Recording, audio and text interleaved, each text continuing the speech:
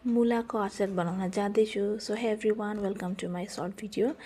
So मुला ल्याएर मैले धोइधाइ गरेर अब यस्तो स्लाइसमा काट्दैछु। अब यो चाहिँ मेरो अब फर्स्ट टाइम मुलाको अचार हाल्दैछु। आजपटकको आगे चाहिँ कहिले पनि हालेकी थिइनँ।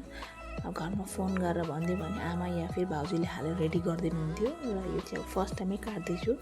सो काटकुट गरेर चाहिँ अब लगेर छतमाथि सुकाएँ।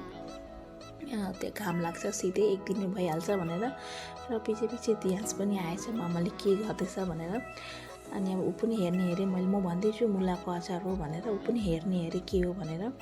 सो अब राति पनि भयो र सुकी पनि सकेछ हल्का र ल्याएर अनि तोरी चाहिँ हल्का फ्राई गरेर ग्राइन्ड गर्नको लागि राख्यो। अब अनि यहाँ मुलामा चाहिँ अब फर्स्ट चाहिँ हालेँ अब हल्दी, अनि हल्दी हालेपछि त्यहाँबाट जिरा पाउडर हालेँ 1 चम्मच, त्यहाँबाट धनियाँ पाउडर हालेँ 2 चम्मच जस्तो।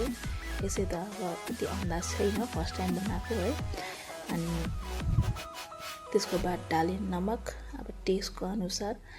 अनि उसके बाद हालेँ यो लाल मिर्च अब धेरै हालेको छु। अब नानी त खाँदैन पिरो है, खोर्सानी हाल्नै पर्छ र नानीको हात पनि हेर्नुहुँदैछ, नानी पनि हेल्प गर्दैछ मलाई। सो लाल मिर्च हालिसकेपछि चाहिँ यहाँ मैले राईको ग्राइन्ड गरेर राखेको थिएँ हो त्यो हालेँ। अनि हरियो खोर्सानी 1 मुठी जति हालेँ अब जति के चाहिन्छ पिरो। त्यसको बाद अलिकति तेल हालेर मजाले यसलाई मलेपछि चाहिँ यस्तो राम्रो फ्रेग्रेन्स आउँदो रहेछ नि। सबै स्पाइसेस मिक्स गरेपछि राम्रो फ्रेग्रेन्स आएको थियो र कलर पनि कस्तो राम्रो, यो के भन्छ लाल मिर्चले गर्दा होला राम्रो कलर आएको थियो। अनि अब त्यो मलिसकेपछि त्यहाँबाट मैले हालेँ यो के जारमा बोतलमा र यस्तो अलिक सुखा जस्तो लागेर माथिबाट अलिअलि मिठा तेल पनि मिक्स गरेर हाल्दै अब